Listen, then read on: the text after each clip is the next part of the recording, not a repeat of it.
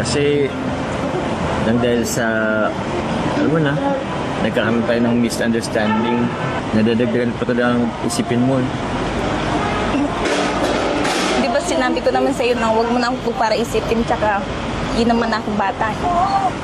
Eh, hindi naman yun dahil dun eh. Nagiging extra careful lang ako kasi ayaw kitang mapahamak. Tsaka, huwag ka masyado agad magtitiwala sa mga kasama mo ha. Yun ka na naman, nagsisimula ka na naman. Tsaka, mga classmates ko lang naman yung madalas kong makasama eh. Sila kuya. Kasi ikaw. Yun nga eh. Kaso, natatakot lang naman ako na yun, baka may makilala kang iba.